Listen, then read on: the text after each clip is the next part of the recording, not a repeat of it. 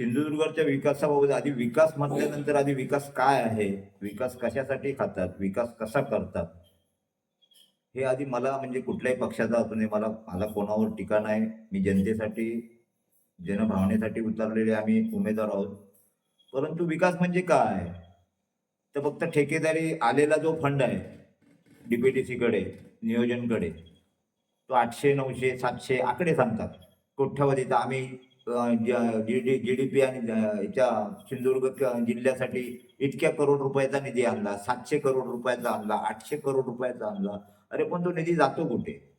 तर तो जातो फक्त वेळोवेळी वेगवेगळ्या माध्यमातून केलेल्या रस्त्यांसाठी, कोणीतरी पुनर्जीवित करणाऱ्या नळ योजनांसाठी किंवा मोऱ्यांसाठी किंवा संरक्षण भिंतींसाठी. हा विकास नाही. विकास कशाला म्हणतात? तर त्या भागातील जी साधन सामुग्री उपलब्ध आहे त्याच्यावर प्रक्रिया करणारे उद्योग, त्याच्यावर प्रक्रिया करणारे कारखाने आणि तेथील रोजगारांना तिथेच दिलेला जो रोजगार असतो.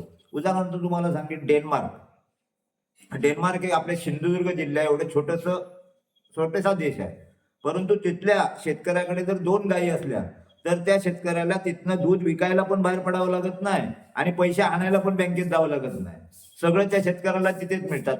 त्या शेतकऱ्याच्या 2 गायी असलेल्या शेतकऱ्याच्या दारात मर्क्युरी गाडी किंवा मोठ्या BWM गाड्या उभ्या असतात. अशा प्रकारे तिथल्या त्या भागाची प्रगती झाली आहे. ती प्रगती इथल्या राज्यकर्त्यांकडनं आमच्यासारख्या कार्यकर्त्यांना अपेक्षित आहे. आम्हाला नैसर्गिकच्या विरोधातले असलेले प्रकल्प नको आहेत. आम्हाला कारखाने पाहिजे. आता उसाच्या पूर्वी जेव्हा पाण्याची सोय नव्हती, आता तरी पाण्याची सोय जेव्हा युती शासन आलं तेव्हापासून जे बंधारे झाले, जे मोठमोठे धरणं झाली, त्याच्या पाण्याची सोय आता कोकणवासियांना झालेली आहे. परंतु त्या प्रमाणात शेतकऱ्याला, जो 90% शेतकरी आंबा, काजू, नारळ, भात किंवा वरकत जमिनीतली जी पिकं असतात ती पिकं, आणि महत्वाचा आता आधुनिक शेतीकडे वळते जो विषय आहे तो ऊस. ऊसाचा एकही कारखाना सिंधुदुर्गात नाही. कारखाना आणण्याचा 40-40 वर्ष राज्य करणाऱ्याने इथे कधी प्रयत्न केला नाही. बिचारे कोणतरी ते विजय सावंत नावाचे माजी आमदार आणत होते, त्याला पण विरोध झाला. म्हणजे आपण पण करायचं नाही आणि दुसऱ्याला पण करायला द्यायचं नाही. अशा पद्धतीची खेकडे प्रवृत्ती जर आपल्या जिल्ह्यातल्या लोकांनी बळाव दिली तर सिंधुदुर्ग जिल्ह्याचा कधीही विकास होणार नाही आणि विकास नावाचं बाळ कधी जन्माला येणार नाही. हे मी प्रामुख्याने तुमच्या निदर्शनास पत्रकारांच्या आणून देऊ इच्छितो. आज जिल्हा बँक एकाच्याच ताब्यात आहे. जिल्हा परिषद उद्याची तुम्ही एकाच्याच ताब्यात देण्याचा प्रयत्न चालू आहे. आज मतदारांना 2 दिवस शिल्लक, जे 2 रात्रीच्या शिल्लक राह, आजची आणि उद्याची रात्र, त्याच्यात 1000 रुपये, 2000 रुपये असे मतदानाचे भाव ठरवून तुम्ही मतदार विकत घेणार. कारण तुमच्याकडे कार्यकर्त्याचे बळ आहे. तुम्ही उद्या निवडणुकीच्या वेळेला पत्रकार फिरा, प्रत्येक बूथवर, प्रत्येक शाळेवर तुम्हाला जवळजवळ पांढरी शर्ट घालून टकाटक असणारे दिसणारे शेकडो तरुण त्या निवडणुकीच्या बूथवर दिसतील. परंतु तेच जर तुम्ही त्या गावच्या कधी ग्रामसभेला गेलात ना, तर तिथे 10 माणसं पण भेटणार नाही.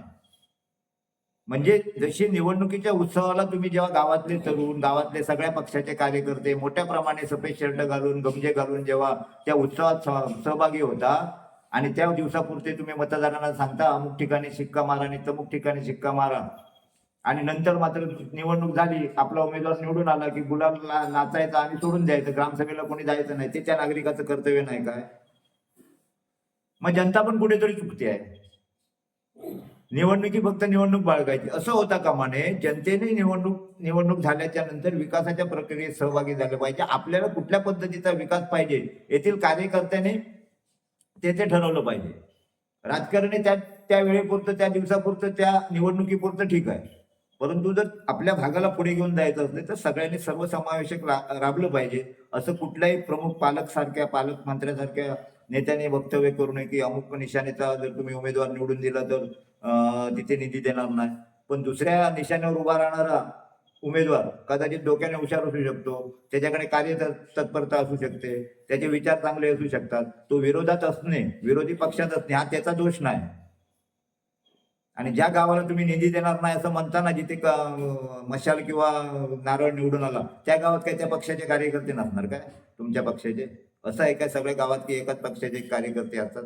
आता मी या 5 गावात फिरलो ना, मगाशी सांगितलं विकासाचा इथे नावच नाही. सगळे रस्ते बेकार, पाण्याची अवस्था बेकार. एका ठिकाणी तर एक गार्डन केलेलं आहे लोखंडी, ते शिरवल गावातच आमच्या, एक बौद्धवाडी आहे, तिथे गार्डन आहे. अगदी मला वाटतं त्या गार्डनला म्हणजे व्यायाम करायचं जे साहित्य असतं त्याला जवळजवळ 7 ते 8 लाख रुपये खर्च केले आहे. मला वाटतं त्या 8 ते 9 वर्षभर त्या झोपाळ्याला किंवा त्या झोपाळ्यावर कोण झुललं नसेल किंवा कुठल्या प्रकारचा व्यायाम केला नाही. अशा तसे तऱ्हेचे पैसे फुकट घालण्यासाठी, ठेकेदारांना पोचण्यासाठी, टक्केवारीवर जगण्यासाठी फक्त या जिल्ह्यातले नेते राजकारण करतायत. मग सर्वपक्षीय म्हणेन मी,